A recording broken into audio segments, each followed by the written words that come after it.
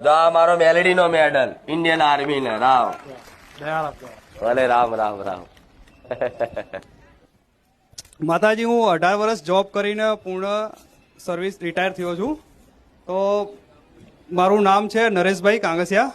હું કઠલાલનો રહેવાસી છું. 18 વર્ષ મેં ઇન્ડિયન આર્મીમાં જોબ કરીને રિટાયર થયો છું મારી. અને તમારી દયાભાવ બનીને મને દર્શન કરવા મળ્યા તમારા. ઓલ ઇન્ડિયા ઓવર પોસ્ટિંગ કાઢી છે મેં. J&K, Leh Ladakh, glacier, Assam, Manipur, Tripura, Bangalore, Kolkata, all India over મેં પોસ્ટિંગ કાઢી છે મારી. બોર્ડર ઉપર દેશની સુરક્ષા માટે બંદૂક લઈ ગમે તેવી ઠંડી હોય ગરમી હોય ભૂખ તરસ વેઠી નહીં તે દેશની અને દેશના નાગરિકોની સુરક્ષા માટે 24 કલાક તૈનાત રહેતા હોય તો આવી ઇન્ડિયન આર્મી બોર્ડર ઉપર ઊભી છે ને તારે ભારત દેશ સુરક્ષિત છે.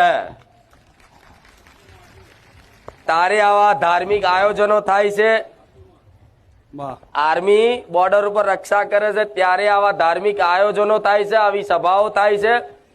નહીં તો પેલા તમે જોયું હશે કે આવા મોટા ધામમાં મંદિરોમાં બોમ્બ ફૂટતા, પણ આજે દેશની સુરક્ષા વધી ગઈ છે. ભલે રામ રામ. ખૂબ ગમ્યું. અને મારા ધામમાં ઇન્ડિયન આર્મીમાં જે ફરજ નિભાવે છે જે જવાન, એના માટે મેં પહેલેથી કીધેલું છે કે ક્યારે કોઈ લાઈનમાં ઊભું રહેવાની જરૂર પડશે નથી, ક્યારે કોઈ જગ્યાએ ભીડમાં ઊભું રહેવાની જરૂર પડશે નહીં.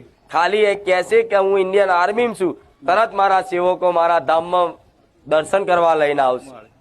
અને આટલું તો હું રાખું છું, કેમ કે મારે જો સન્માન આલવાનું હોય ને તો હું પહેલા આલું એવી માતા છું. ભલે રામ રામ.